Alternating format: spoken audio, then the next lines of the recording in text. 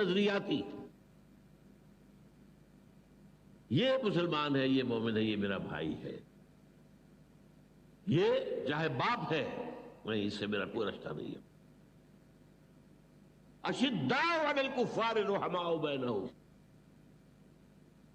وہ کافروں پر بہت سخت ہوتے ہیں، بھاری ہوتے ہیں، مہربان. تراہم رکعا سجدا یبتغون فضلا من اللہ ورضوانا، تم دیکھتے ہو انہیں رکوع کرتے ہوئے، سجود کرتے ہوئے، اللہ کا فضل اور اس کی رضا کی متلاشی ہے. سیماہم فی وجوہہم من اثر السجود، ان کے چہروں میں سجدوں کی وجہ سے اس کے آثار، اس کے نتائج نظر آتے ہیں. ذالک مثلہم فی التوراۃ ومثلہم فی الانجیل، یہی مثال ان کی ہم نے دی تھی تورات میں بھی اور انجیل میں بھی. اب بڑی پیاری اس کا ٹکڑا آگے ہے. کزرع اخرج شطہ فآزرہ فاستغلظ فاستوى علی سوقہ، اس کھیتی کے مانند جس کو کسی کاشتکار نے بویا تھا نا، لیکن جب وہ کھیتی اپچی ہے، ابری ہے، ذرا لہلہانے لگی ہے، جس نے اپنی سوئی نکالی، پھر اسے ذرا گاڑھا کیا، پھر وہ اپنے نال پر کھڑی ہو گئی. یعجب الزراع لیغیظ بہم الکفار، وہ جو کاشتکار تھا اس کو تو گوئی سبھی خوشیاں ہو رہی ہے، اس کا دل باغ باغ ہو رہا ہے میری محنت. اور صحابہ کی یہ کھیتی جب اپج رہی تھی تو الٹی ہوئی. وعد اللہ الذین آمنوا وعملوا الصالحات منہم مغفرۃ واجرا عظیما، اللہ تعالیٰ نے ان کے سے اجر عظیم کا، مغفرت کا وعدہ کیا ہے. اور یہ مضمون پھر سورہ مائدہ میں آیا ہے. یا ایھا الذین آمنوا من یرتد منکم عن دینہ، اے ایمان والو اگر تم میں سے کوئی اپنے دین سے پیچھے پھرا، ان تقاضوں کو پورا کرنے سے جی چرا کر پسپائی اختیار کی، فسوف یأتی اللہ بقوم، تو اللہ تعالیٰ ایک ایسی قوم لے آئے گا، یحبوہم ویحبونہ، اللہ ان سے محبت کرے گا، وہ اللہ سے محبت کریں گے. اور اس کے بعد اذلۃ علی المؤمنین عزۃ علی الکافرین، اہل ایمان پر بہت نرم ہوں گے، کافروں پر بہت سخت ہوں گے. ہو حلقہ یاراں تو بریشم کی طرح نرم، تو رزم حق و باطل ہو تو فولاد ہے. اس کے آخر میں فرمایا وَمَن يَتَوَلَّ اللَّهَ وَرَسُولَهُ وَالَّذِينَ آمَنُوا فَإِنَّ حِزْبَ اللَّهِ هُمُ الْغَالِبُونَ. جب تم اس معیار پر پورے اتر جاؤ گے کہ تمہاری ولایت اور اہل ایمان سے ہوگا صرف، تو یہ حزب اللہ ہوگی. then you will qualify کہ تمہیں یہ خطاب دیا جائے. اور پھر اس حزب اللہ کے لیے اللہ کا وعدہ ہے کہ غالب ہو کر رہے. یہ 5 اسلامی انقلابی جماعت کے لوازم ہیں. اب آئیے قرآن کی طرف رجوع کرتے ہیں. فرد کی تبدیلی کے لیے قرآن کا پروگرام کیا ہے؟ اس لیے کہ ظاہر بات ہے انقلاب آئے گا جماعت سے، جماعت بنے گی افراد سے. اسٹارٹنگ پوائنٹ کیا ہے ہمارا؟ فرد. فرد کی تبدیلی کے لیے قرآن مجید میں 4 اصطلاحات 4 دفعہ آئی. پچھلی دفعہ یاد ہوگا میں نے کہا تھا کہ تکرار جو ہے کسی کلام کا حسن نہیں ہوتا، عام طور پر اسے عیب سمجھا جاتا. تکرار بھائی کوئی الفاظ بدل کے لاؤ، ایک پھول کا مضمون ہو تو 100 رنگ سے باندھو، میں بتا چکا ہوں. اظہار دین الحق کے لیے کتنی اصطلاحات آ گئی قرآن میں، 6-7 تو میں نے گنوا دی آج بھی. لیکن پھر بھی وہ 3 آیتیں جو آئیں، هو الذی ارسل رسولہ بالہدی ودین الحق لیظہرہ علی الدین کلہ. لیکن کمال یہ ہے کہ وہاں پر کوئی بورڈم نہیں ہوتا ہے، وہ اللہ کا کلام ہے، یہ معجزہ ہے. تکرار کیوں ہے؟ کہ ان الفاظ کی اہمیت کو سمجھو اور اپنی مائکروسکوپ کو اس کے اوپر فکس کر دو. زیر ہر لفظ غالب چید عام میں خانہ ہے. یہ ایک لفظ کے اندر جو ہے جو کچھ پنہا ہے، پورا میں خانہ پنہا ہے. گنجینہ معنی کا طلسم اس کو سمجھیو، جو لفظ کے غالب میرے اشعار میں آوے. وہ تعلی ہے غالب کی، قرآن کی شان یہ ہے جو لفظ آ رہا ہے گنجینہ معنی کا طلسم. اب حیران آپ ہوئیے، حضور کا مقصد بعثت 3 دفعہ، اس کے لیے افراد کی تیاری 4 دفعہ، 4 اصطلاحات قرآن میں 4 دفعہ آ رہی ہیں۔ آج ہم نے اس کے لیے آیتیں پڑھی ہیں۔ سب سے پہلے سورہ جمعہ، یسبح للہ ما فی السماوات و ما فی الارض الملک القدوس العزیز الحکیم۔ ایک بات نوٹ کر لیجیے، اکثر سورت آیتوں کے آخر میں اللہ کے 2 اسماء آتے ہیں، زیادہ نہیں۔ وَهُوَ الغفور الرحیم، وَهُوَ الخبیر العلیم، یہی ہے نا، وَهُوَ العزیز الحکیم، وَهُوَ السمیع البصیر، دو۔ صرف قرآن مجید میں ایک صورت یہ ہے جہاں 4 اسماء آئے ہیں ایک آیت کے اندر، اور سورہ حشر ہے اس میں 8 آئے، اور سورہ حدید ہے اس میں 4، هو الاول والآخر والظاہر والباطن۔ حشر میں الملک القدوس السلام المؤمن المہیمن العزیز الجبار المتکبر سبحان اللہ عما یشرکون هو اللہ الخالق البارئ المصور له الاسماء الحسنى۔ یہاں 4 آئے ہیں، ان 4 ناموں سے ہے۔ وہ الفاظ کیا ہیں؟ یتلو علیہم آیاتہ هو الذی بعث فی الامیین رسولا منہم۔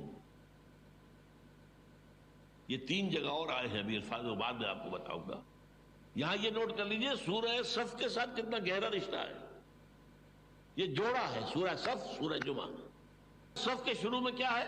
سبح للہ ما فی السماوات و ما فی الارض، اور جمعہ یسبح للہ ما فی السماوات و ما فی الارض۔ ایک میں ماضی آ گیا، ایک میں حال اور مستقبل دونوں آ گئے، زمانے کا احاطہ ہو گیا۔ ما فی السماوات و ما فی الارض مکان کا احاطہ ہو گیا، اور وہ مکان اس کی مرکزی آیت هو الذی ارسل رسولہ بالہدی ودین الحق لیظہرہ علی الدین کلہ، اس کی مرکزی آیت هو الذی بعث فی الامیین رسولا منہم یتلو علیہم آیاتہ ویزکیہم ویعلمہم الکتاب والحکمہ۔ اور جو 4 نام ہیں اللہ کے، الملک، بادشاہ کے فرمان کو پڑھ کر سنا رہا ہے، یہ ہے یتلو علیہم آیاتہ، وہ بادشاہ حقیقی، القدوس ہے، پاک ہے، ہمارا رسول بھی تمہیں پاک کر رہا ہے۔ الملک القدوس عزیز الحکیم، عزیز ہے، زبردست ہے، اس کا قانون ہے جو تمہیں دیا جا رہا، اور الحکیم ہے، تمہیں تعلیم حکمت بھی دی جا رہی۔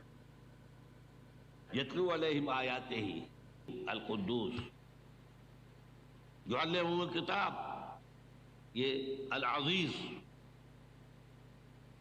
والحکمہ الحکیم۔ ان 4 الفاظ کا تعلق 4 اسماء کا گویا کہ یہ سایہ ہے۔ اب نوٹ کیجئے یہ الفاظ پہلے آئے سورہ بقرہ میں 2 جگہ۔ پہلے بدر میں رکوع کے آخر میں حضرت ابراہیم اور اسماعیل کی دعا، جب وہ بنیادیں اٹھا رہے تھے خانہ کعبہ کی، تو جو دعا مانگی ان میں سے ایک یہ بھی تھی، پروردگار ہماری جو نسل یہاں آباد ہوگی تیرے اس گھر کے پاس، ربنا وبعث فیہم رسولا منہم، ان میں اپنا ایک رسول اٹھائیے انہی میں سے، کیا کرے گا؟ یتلو علیہم آیاتہ ویعلمہم الکتاب والحکمۃ ویزکیہم۔ 4 آئے، کوئی چیز، تھوڑا سا فرق ہے، ترتیب مختلف ہے، میں بعد میں بات کروں گا۔ 2 رکوعوں کے بعد آ گیا اعلان، دیکھو باپ ابراہیم اور اسماعیل کی دعا کا ظہور، محمد آ گئے تمہارے پاس صلی اللہ علیہ وسلم۔ کما ارسلنا فیکم رسولا منکم یتلو علیکم آیاتنا ویزکیکم ویعلمکم الکتاب والحکمہ۔ کوئی 4 چیزیں۔ سورہ بقرہ کا جوڑا ہے سورہ آل عمران، اس میں پھر آ گیا لقد من اللہ علی المؤمنین اذ بعث فیہم رسولا من انفسہم یتلو علیہم آیاتہ ویزکیہم ویعلمہم الکتاب والحکمہ۔ لیکن سب سے شاندار انداز میں ہے سورہ جمعہ، هو الذی بعث فی الامیین رسولا منہم یتلو علیہم آیاتہ ویزکیہم ویعلمہم الکتاب والحکمہ۔ اب یہاں اگر غور سے آپ نے سنا ہو تو آپ کو نظر آئے گا کہ ایک فرق ہے۔ ابراہیم اور اسماعیل کی دعا میں تلاوت آیات کے فوراً بعد تعلیم کتاب و حکمت، پھر تزکیہ آخر میں۔ باقی تینوں جگہوں پر تلاوت آیات، پھر تزکیہ، پھر کتاب و حکمت کی تعلیم۔ اب فرق کیا ہے؟ وہ دعا ہے ابراہیم اور اسماعیل کی، وہاں تو اللہ ان کی دعا نقل کر رہا ہے، یہاں اللہ کی طرف سے آ رہا ہے، تو یقیناً یہ ترتیب زیادہ جو ہے امپرووڈ شمار ہوگی، اسے بھی ہم غلط نہیں کہیں گے، وہ بھی دو رسولوں کی بات ہے نا۔ ربنا وابعث فیہم رسولا منہم یتلو علیہم آیاتک ویعلمہم الکتاب والحکمت ویزکیہم، غلط تو نہیں ہے یہ، لیکن ایک بات معلوم ہو گئی، اس وقت ہائیسٹ ویلیو جو تھی وہ تزکیہ تھا، اب ہائیسٹ ویلیو حکمت ہے، کیونکہ تین جگہ اللہ کی طرف سے آ رہا ہے۔ 18واں رکوع سورہ بقرہ کا، پھر آل عمران، پھر سورہ جمعہ، وہاں بھی آ رہا هو الذی بعث فی الامیین رسولا منہم یتلو علیہم آیاتہ ویزکیہم ویعلمہم الکتاب والحکمۃ۔ اب ان پر آئیے، دیکھیے چاروں اصطلاحات جو ہیں ہم نے، ہمارے مفسرین نے ان کے اندر مغایرت پیدا کی ہے، یہ ایک ہی شے ہے، ان چاروں کا مرکز محور قرآن ہے۔ یتلو علیہم آیاتہ ہی، یہ تو سب کو معلوم ہو گیا کہ قرآن ہے، اس میں تو کچھ شک نہیں نا۔ یعلمہم الکتاب، کتاب قرآن ہے، اس میں کوئی شک نہیں۔ تزکیہ، یہ بھی قرآن سے علیحدہ شے نہیں ہے، اور حکمت، یہ بھی قرآن سے باہر کی شے نہیں ہے۔ ذالک مما اوحی الیک ربک من الحکمہ، اے نبی یہ ہے وہ چیزیں جو آپ کے رب نے آپ پر نازل کی ہیں وحی کی حکمت میں سے، حکمت قرآن میں بھی ہے، کتاب قرآن میں بھی ہے، کتاب سے مراد میں بعد میں تفصیل سے بیان کروں گا، قانون ہے، لیکن حدیث نبی کے اندر بھی ہے، حکمت قرآن میں بھی ہے اور حدیث میں۔ اور تزکیے کے بارے میں جان لیجئے ایکسکلوسیولی۔ اب آئیے، یعنی یہاں ذرا حالی کا وہ شعر آپ یاد کر لیں کہ حضور کا اعلی انقلاب قرآن، لوگوں کو بدلنے کا ذریعہ قرآن، اتر کر ہرا سے سوئے قوم آیا اور ایک نسخہ کیمیا ساتھ آیا۔ پہلی چیز کیا ہے؟ تلاوت آیات، قرآن پڑھ پڑھ کر سناؤ، قرآن پڑھ پڑھ کر سناؤ، قرآن پڑھ پڑھ کر سناؤ۔ یہ یاد رکھیے، حضور نے کبھی کوئی لمبی تقریر نہیں کی، کبھی کوئی اپنا فلسفہ بیان نہیں کیا، کبھی کوئی آپ نے اپنا وعظ نہیں کہا، بہت کم، شاذ، جہاں گئے قرآن سنا ہے، کوئی باہر سے آیا ہے قرآن سنایا ہے، کہیں خود گئے قرآن سنا ہے۔ دس از دی اسٹارٹنگ پوائنٹ۔ اور یہ کیوں ہے ایسا؟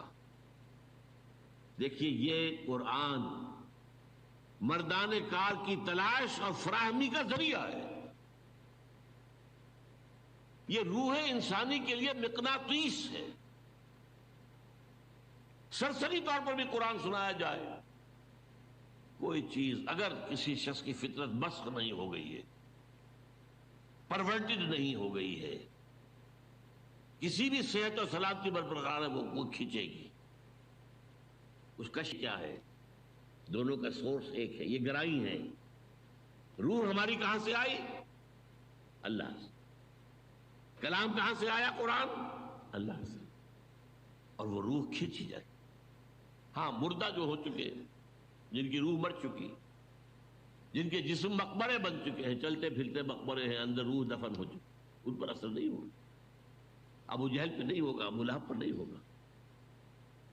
جس کی روح، مجھے یہ ڈر ہے دل زندہ تو نہ مر جائے، کہ زندگانی عبارت ہے تیرے جینے سے۔ اگر یہ روح اندر زندہ ہے، یہ کھینچے گی، یعنی اب اس کے لیے لفظ استعمال، سلیم الفطرت لوگوں کو کھینچنے کا ذریعہ قرآن۔ اس کے لیے میری تقریروں میں ہمیشہ سے ہے، آج پھر ایک مکمل بات ہو جائے۔ 5ویں جماعت میں پہلا سائنس کا تجربہ ہمیں کیا کرایا گیا کہ دیکھو یہ ہے مکسچر ہے ایک، اس میں لوہ چون بھی ہے، لوہے کا برادہ جو ہوتا ہے، جو لیز وغیرہ کے اوپر جب ہو رہا ہوتا ہے تو وہاں پر جو گر رہے ہوتے ہیں ذرات اور ٹکڑے، اور اس میں لکڑی کا برادہ ملا دیا گیا، علیحدہ کرو. اب کیسے کریں؟ ایک ایک ذرہ ہٹائے اس کا، پھر بتایا دیکھو ایسے کرو، میگنیٹ لے لو مقناطیس، اس کو چلاؤ، اس میں لوہے کے ذرے اس میں چمٹ جائیں گے، برادہ رہ جائے گا.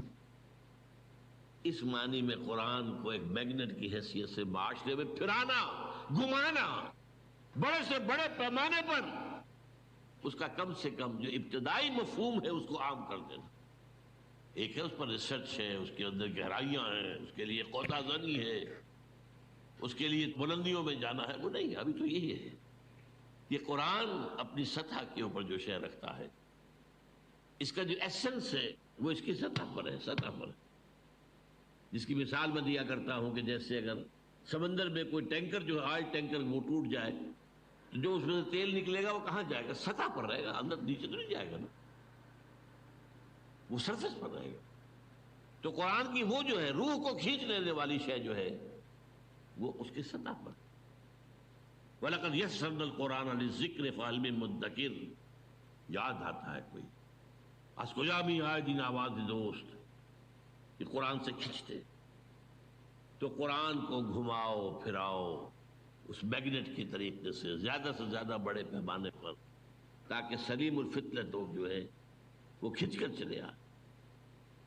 اور آپ کو معلوم ہے قرآن مجید میں ذکر ہے جنات کی ایک جماعت نے ایک دفعہ قرآن سنا ہے اور ایسے پختہ مومن بن گئے، داعی بن گئے. قُلْ أُوحِيَ إِلَيَّ أَنَّهُ اسْتَمَعَ نَفَرٌ مِّنَ الْجِنِّ فَقَالُوا إِنَّا سَمِعْنَا قُرْآنًا عَجَبًا يَهْدِي إِلَى الرُّشْدِ آمَنَّا بِهِ. یہ قرآن اس کے اندر یہ تاثیر ہے. تو یتلو علیہم آیات، اور سلیم الفطرت لوگ ہیں، انہیں کھینچنے کے لیے قرآن کو ذریعہ بنا. اب اگلا مرحلہ آیا ہے اور یہ ہے بہت اہم، تزکیہ. تزکیہ جس کے بارے میں بدقسمتی سے ہمارے ہاں خانقاہی نظام آ گیا، افلاطونی نظام آ گیا، نیو پلیٹونک نظام آ گیا، یہ آ گیا، وہ آ گیا. یہاں تو موسیقی کا روایت ہے، ہمارے صوفیوں نے موسیقی اختیار کر لی. کاہے کے لیے؟ وہ اللہ کے بندو، قرآن سے بڑی موسیقی کوئی نہیں تھی. The divine music. تم نے اس موسیقی کے اندر لوگوں کو پاگل کیا. دوال کھیلتے ہیں اور انہیں حال آتا ہے. کیا تزکیہ کیا ہے تو جان دیجئے.